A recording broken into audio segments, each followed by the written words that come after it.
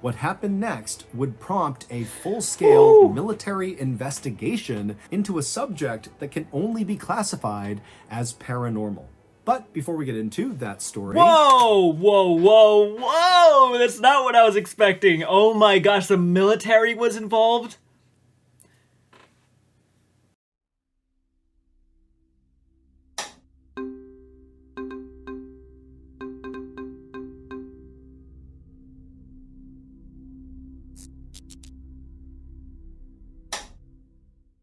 One night in 1946, a Brazilian farmer was walking along this dirt path when suddenly he started feeling like he was being watched. And so he looked to his right and to his left into the trees of the rainforest on either side of him, but he couldn't see any animals or people. There was no movement. It was eerily quiet and dark.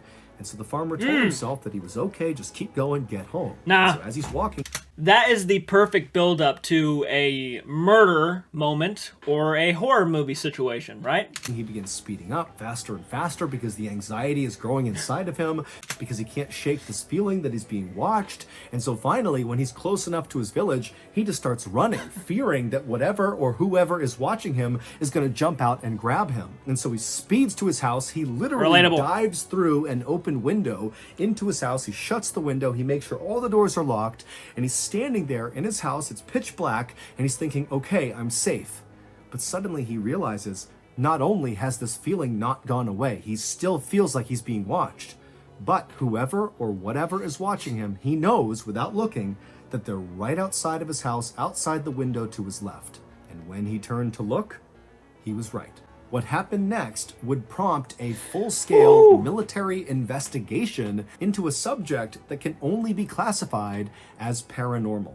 But before we get into that story... Whoa, whoa, whoa, whoa! That's not what I was expecting. Oh my gosh, the military was involved? I don't think I've been so excited to listen to a story by Mr. Ballen in a little bit. And the reason why I say that, I always love listening to Mr. Ballen, is because the last two reactions I've done for Mr. Ballen, both stories were heartbreaking. Let's just hope this one's actually kind of scary. And the fact that he mentioned paranormal kind of tells me it might be. If you're a fan of the strange, dark, and mysterious delivered in story format, then you've come to the right place, because that's all we do, and we upload once a week. So, if that's of interest to you, please figure out which book the like button is reading currently, and when they're about halfway done with it, spoil the ending. Also, please subscribe to our channel and turn on all notifications so you don't miss any of our weekly uploads. Okay, let's get into today's story. Cue the music!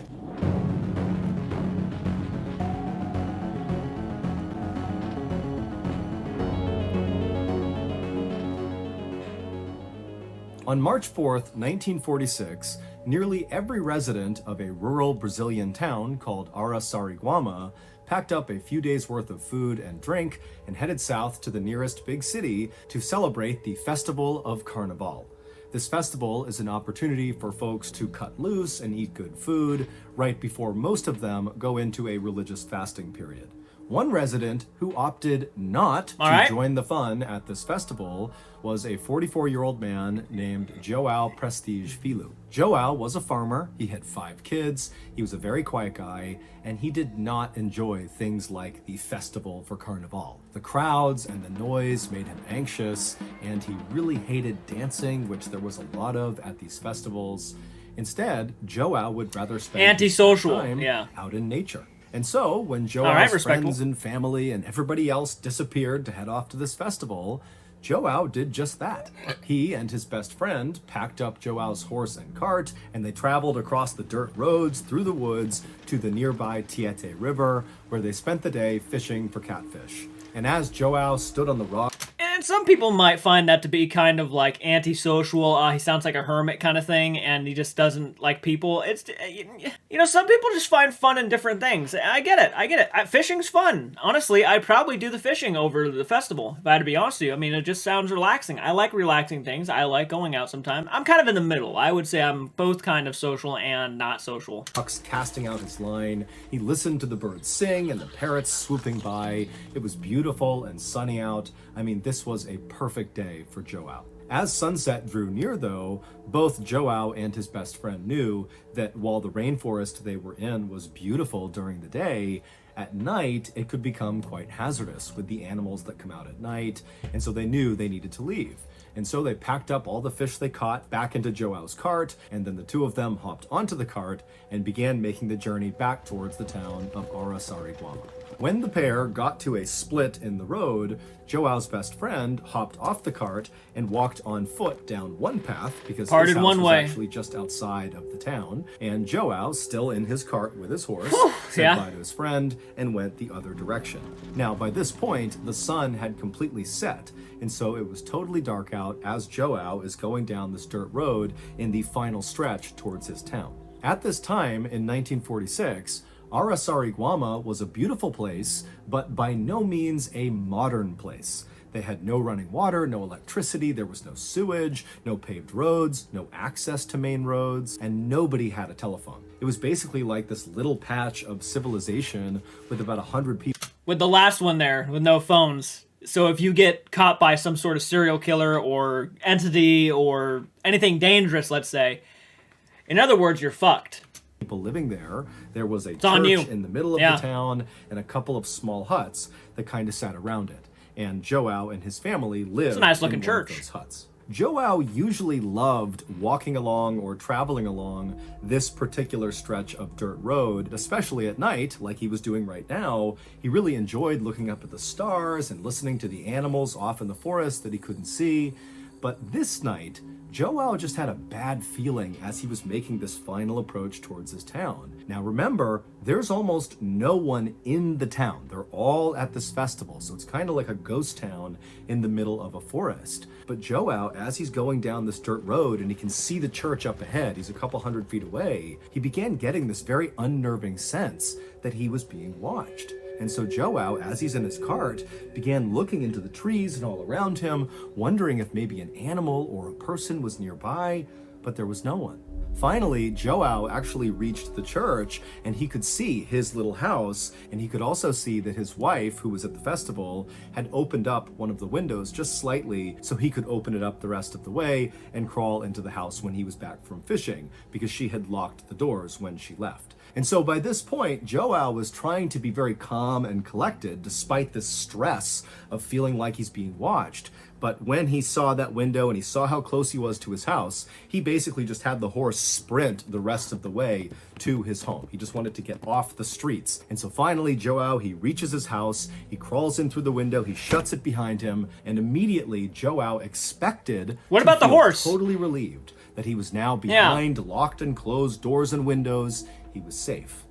But despite being inside of his home, he still had this sense that there was someone or something around him that was watching him. Joao, like many other residents of this village, was fairly superstitious. There was an old abandoned mine that was near the town, and Joao and his peers had grown up hearing stories about some monster that lived in the mine that would come out at night and roam the forest. And older people in this village... That sounds like, you know, kind of like a local town legend thing, kind of like Harry Warden from My Bloody Valentine or something like that. Like, oh, Harry's gonna get you. He's gonna get you if you go wandering through those mines by yourself and shit like that. I think every town has their ghost stories, and it's kind of fun to learn about them. Yeah. Would talk about this ancient serpent called Boitata that would come out at night, and it would appear in a burst of fire. And so Joao, he's thinking about the mine and these demons and ghosts that roam in the forest, and he's all alone because everyone's at this festival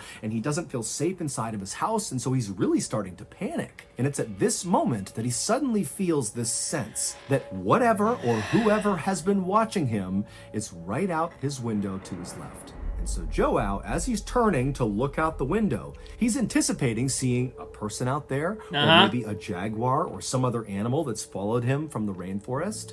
But when Joao turns and looks out the window into the dark night, what he sees right outside of his property was so terrifying that for a second Joao couldn't even breathe. And he just stood there staring at this thing, and then he tried to put his hands up to protect himself, but it was already too late.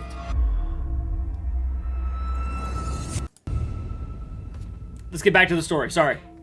Minutes later, Joao would come stumbling out of his front door, out into the dark night. He's got a big blanket wrapped around him, and he was just screaming incoherently. And as he screamed all this nonsense, he began running in this kind of zigzag pattern with no clear destination in mind. It was just like this mindless running all through the village. And as he's running, he's got no shoes on, and he's stepping on sharp rocks and glass and trash. He's cutting his feet up horribly, but he doesn't seem to even notice. And so as he's doing this, he's causing this huge scene, but everybody's gone. It's a ghost town. It's Don't just matter, him yeah. in this abandoned village in the middle of a rainforest in Brazil. But eventually, Joao kind of calmed himself down and ran to his sister's house, Marie, because he noticed there was a lamp on inside of her house, and he was hoping that maybe she too had stayed back from the festival. And it would turn out Marie had not gone to the festival. Okay, she good. too did not really like big gatherings like that, and so she was home. Makes and sense. So Marie Like brother, was in like her sister. kitchen when she began hearing outside this horrible screaming sound, almost guttural sounds coming from someone or some animal out there. And then before she could even figure out what it was, she heard this loud thud against her door. Marie was terrified, and she ran to her front window to look out and see what it was that had just collided with her door. brother, yeah. And what she saw made no sense. It was her brother, Joao, but he was wrapped in that big blanket and his feet were all bloody and he was screaming at the top of his lungs, but he wasn't saying anything. He was just kind of babbling. And so Marie was about to run over and open the door for her brother. But right before she did, as she's looking out the window, Joao turned and looked at her. And when he did, she screamed because his eyes looked so alien. They were wide and totally unfocused. And she thought, that can't be my brother. What's wrong with him? But she would go over and open the door because, after all, it is her brother. And so she opens the door. Joao kind of falls into the room and began writhing around on the ground, continuing this scream he was emitting that didn't even seem human. And the whole time, Marie is trying to ask him, what's wrong? What's going on here? She's scanning him, and besides the cuts all over his feet, he didn't appear to have other injuries. No. And so eventually, Marie just knelt down, and she was about to grab Joao and try to kind of stop him from moving around, to just look at him and try to have a conversation with him. But before she grabbed him, Joao rolled over and his lips opened up, exposing his teeth, and he kind of grimaced at her with those wild, unfocused eyes. And again, Marie just kind of backed up in horror. Who is this? What's happened to my brother? And as Marie stood up to get away from Joao, Joao, still with that sickening grin with his teeth exposed, had this kind of low hiss come out of his mouth. And so Marie, thinking he was trying to talk. Is he possessed? Did this thing possess him? Now he's just screaming like crazy? There's no personal reason on why he's doing this besides he saw something spooky, and then she doesn't even recognize him from time to time? It sounds like he's possessed. She leaned in, and through this hiss, she heard him repeating, "It burns, it burns." And so Marie, thinking her brother must have been burned, instinctively began removing the blanket and pulling his clothes off to find the source of this burn on her brother. But besides the cuts all over his feet, as she's looking at his body, his skin looked totally normal. He looked completely unhurt. And so Marie turned up to look at Joao's face again to ask him more questions in hopes maybe he could tell her something. And it was at that moment she noticed that even though he didn't seem to have any other injuries, his complexion on his face was now starting to change. Now, Joao's cheeks had turned this kind of dark purple and almost looked like they were starting to swell. And so at this point, Marie knew, okay, I can't handle this. I don't know what's going on here. And so she would stand up and just kind of back away from Joao, who's still got that grimace with his teeth exposed and his purple cheeks. He's staring up at Marie. And Marie, she finally backs out and she goes out the front door and she begins running to the other side of town. Marie knew that there were two other men who had stayed home from this festival. It was the town sheriff and the town doctor. Thank God those two were still in town. Could you imagine if they had left? Whose name was Arasi Gumiji. And those two men lived close together on the other side of town. What a coincidence. And when Marie arrived in front of their homes and began pounding on their doors and yelling for help, the two men quickly came outside, at which point Marie tried to explain what was happening to her brother, but she didn't really have the words, and so she just said, "He needs your help." And so the two men just went with Marie, and they ran back across town to Marie's house, where Joao was still on the ground, writhing in pain when they went inside. Marie had only been gone for a couple of minutes, but by now it wasn't just Joao's cheeks that had turned that purplish color. His chest and arms were also turning purple. At this point, the sheriff leaned over Joao and began asking him some questions, and Joao, he was obviously in horrible pain from something, but by this point he had calmed down enough to where he was speaking a little bit more. Well, that's relieving to know. What he was saying made no sense. He told the sheriff that he had been followed home and then he got burned.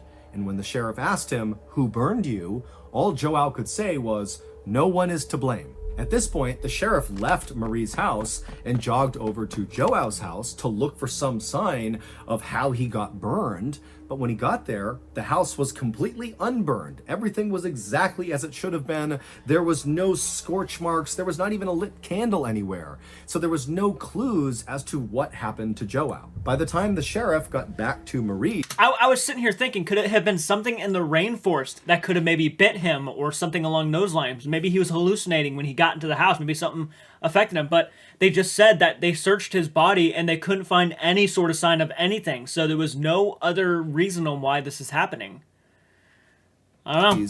It had been about 45 minutes from when Joao first got hurt, and now whatever was happening to his body that was turning him purple appeared to be getting much worse. Joao's skin all over his face and his chest and his arms was now not only a very dark purple, but his skin was starting to blister and pop. In fact, there was one area on his arm that had bubbled up so much that when it burst, you could actually see the bone in his arm. It was almost like Joao had been boiled in water, like the way you would boil meat on a bone until the meat was tender enough that it fell off the bone. It was like that was happening to Joao. And so as Joao's flesh just sort of began cooking off of him, the town doctor, Arasi, said, "We have to get him to a hospital right now." But because the roads were not paved and it was dangerous traveling at night, they knew they couldn't get him to the big city hospital. They would have to take him to a local hospital. And so the sheriff, who had a truck, said, "Let's just put him in the truck and I will drive him there." And so Arasi, the sheriff, and Marie, they got a new sheet, they wrapped up Joao inside of it, and they brought him outside. Yeah, I would not want to touch him.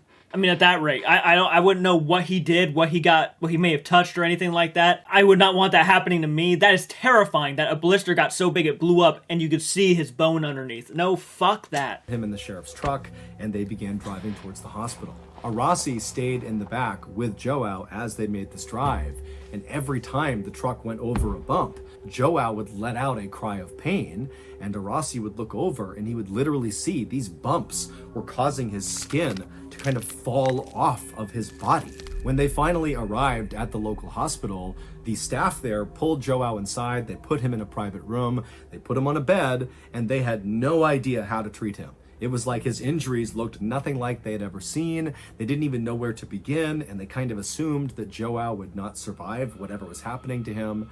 And so the first thing they did is just pumped him full of painkillers. And while these painkillers didn't actually do anything to stop basically Joao's body from decomposing while he was still alive, that's so fucked up. they did at least allow Joao to stop feeling this horrible pain of his flesh falling off of him. And so Joao finally just kind of sunk back in his bed, and the sight of him must have just been horrific. He literally had huge chunks of his flesh just missing. I mean, literally parts of his skeleton were exposed to the naked eye. After the doctors had gotten Joao as stable as they could get him, Arasi, the is he going to explain what happened, what he saw? Sat down next to Joao and just began asking him questions. And for the first time, Joao was able to talk somewhat normally because he was on such a high dose of painkillers. And so Arasi began asking Joao to go over everything that happened from the time he left fishing for catfish until he arrived at his house and got burned. This is roughly what Joao told Arasi.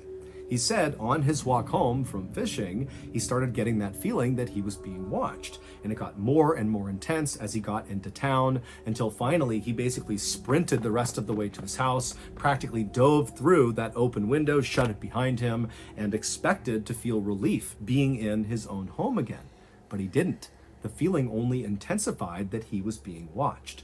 And at some point, he got that sense that whoever or whatever was watching him was to his left, out the window, out into his yard. And when Joao turned to look, what he saw standing outside was this dark figure kind of hovering over the ground, and it was staring right at Joao. And before Joao could even put his hands up to protect himself from whatever or whoever this was, this figure shot this bright ray of light directly into Joao's home through that window, which hit Joao in the chest and the face. And immediately Joao was blinded and confused by this light, and then it really started to burn. He believed he was on fire, which is why he grabbed that blanket and wrapped it around himself. He was trying to put out a non-existent fire. Okay. And that's when he stumbled outside and kind of zigged and zagged, kind of half trying to put this fire out until he arrived at Marie's house. But when he got there, that sensation of feeling like he was on fire didn't go away. It just got worse and worse and worse, and then his skin began falling off. When Arasi asked Joao, like he was literally who being do you burned think alive, did this to you? Who do you think that figure was? And Joao, with bulging eyes, would sit forward and say to Arasi, "It wasn't of this world." And as Joao said this, a chunk from his cheek fell off, exposing his jaw and teeth. And as this happened, Joao asked one of the nurses for a water. And so Arasi is sitting there having heard the story as Joao, who's all hopped up on painkillers, is grabbing this water and drinking. And Arasi is watching the water dribble out of the hole now on the side of Joao's face. Is he gonna live through this? Because I don't know how you fix him at this rate. I'm surprised he's even able to talk. About 4 hours later, Joao would pass away from his injuries. There has never been any official explanation for what actually happened to Joao. The doctors just wrote cardiac arrest and generalized burns on his death certificate because they really had no idea what else to call this. Joao's family believed the Boitata, the ancient serpent that lived in the forest and appeared at night in a ball of fire, was responsible for what happened to Joao. I'd forgotten all about that snake. Thought maybe it was the monsters or demons from the old abandoned mine that had come out and attacked Joao. Outside of Joao's town, people have theorized that Joao must have been subjected to some really high dose of radiation. And so this theory has led people to believe that, perhaps Joao was the victim of a secret weapon that the government was testing. But to create such a concentrated beam of radiation that only affects Joao would be way more technologically advanced than anything that was... If you wanted my personal opinion, I would probably say a safe bet, honestly, at this rate, because it made no sense, especially with the time it took place. It was probably something not of this world, if I had to be honest. I would probably say the serpent thing kind of makes more sense to me because that could be, it could be a demonic entity that has taken the form of a serpent that, has flames coming out of it. That's not, it kind of sounds like something you'd see straight out of like a picture from hell. Was available at the time Pretty crazy. in the world. Not to mention, why would any government and a horrible way to go target a Brazilian farmer with this weapon? Exactly. But Joao would not be the only person in Brazil to die from mysterious rays of light. In the 1970s, so 30 years after Joao's death, several people in a city in northern Brazil reported seeing bright lights coming down from the sky, and then they too began turning purple and their skin began falling off and they would die. And so because of this high number of very strange deaths that looked just like Joao's, a new theory has taken root over the years to explain what happened to Joao and these people. And that is, they were attacked by a UFO.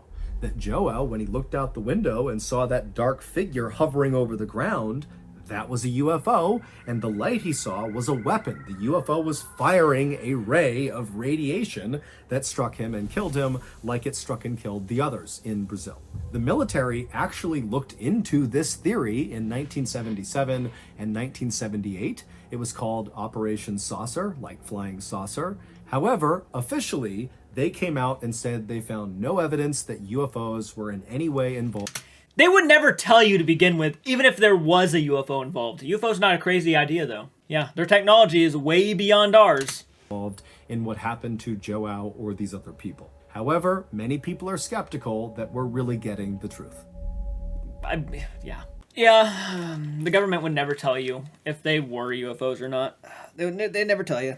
Actually, now that they mentioned UFOs and they said that there were more people who died like that, the UFO idea probably would be at the top of my guess what it is or what could have happened.